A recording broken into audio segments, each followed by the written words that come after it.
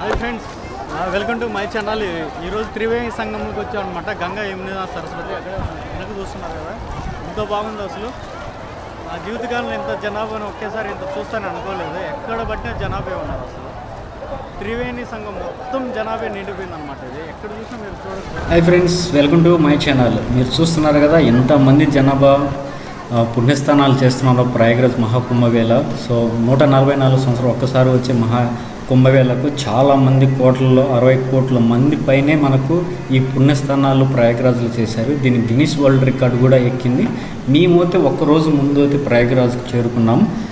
So మా train అయితే టికెట్లు చేసాము, అన్ఫార్చునేట్లీ క్యాన్సిల్ అయింది. ఎలాగైతే మేము కుంభమేళకు వెళ్ళాలనుకొని తప్పకుండా మేము కారు వేసుకొని వెళ్ళాం, 3 పర్సన్స్. మాకైతే అరౌండ్ 40-45 దాకా ఖర్చు అయితే వచ్చింది.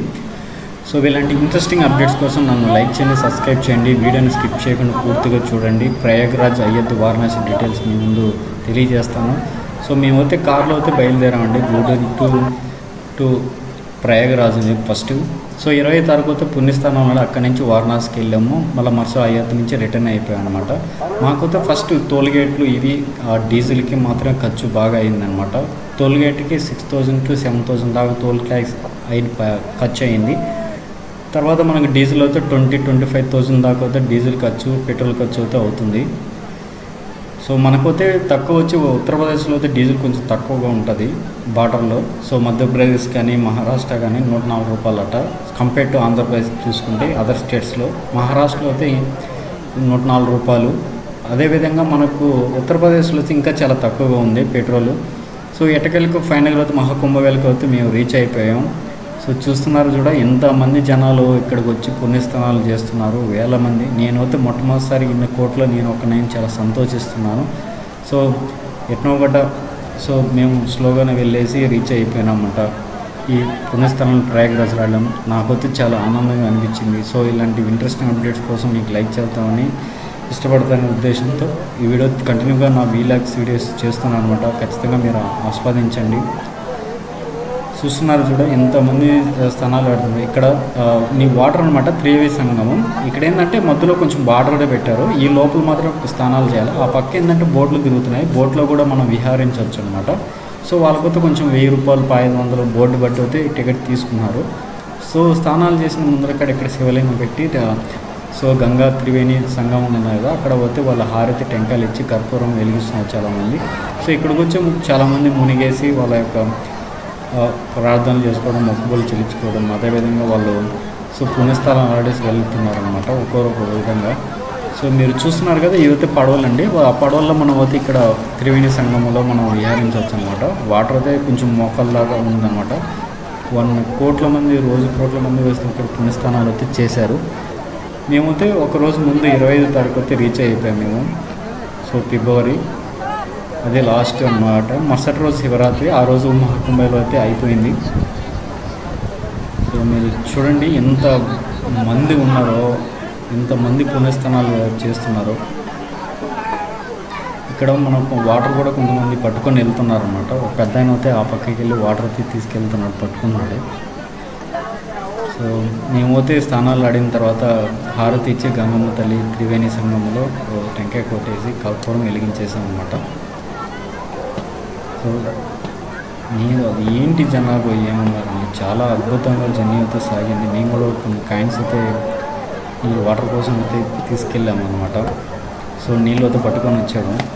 సో పెద్దవాళ్ళు, చిన్నోళ్ళు చాలామంది అండి. అసలు కొన్ని వేల మంది రోజుకి వచ్చి 65,000 కోట్ల మంది ఈ పుణ్యస్థానాలు ఆడినారు.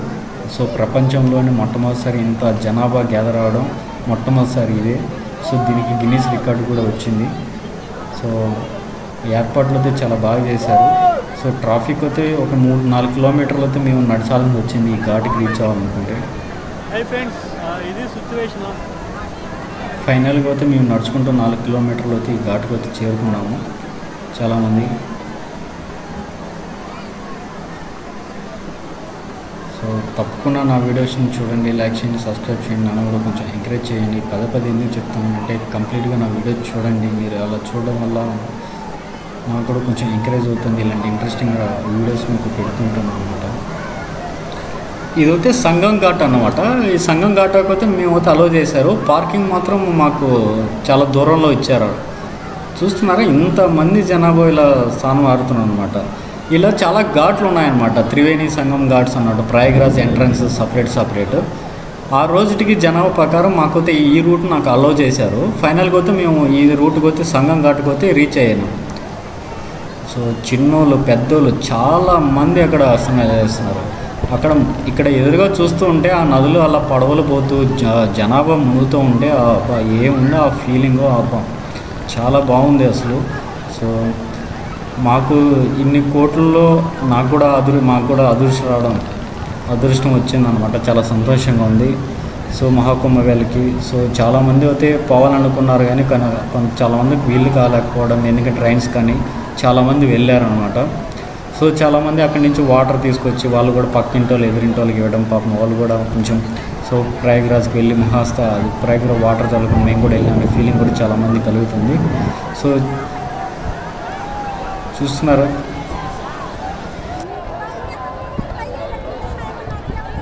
హాయ్ ఫ్రెండ్స్, ఇప్పుడు మనం త్రివేణి సంగంలో ఉన్నాము, స్నానం చేస్తున్నాం అనమాట. సో ఎంతమంది ఉన్నారో చూడండి నా ఎదురుగా. అసలు అయితే షాక్ అసలు.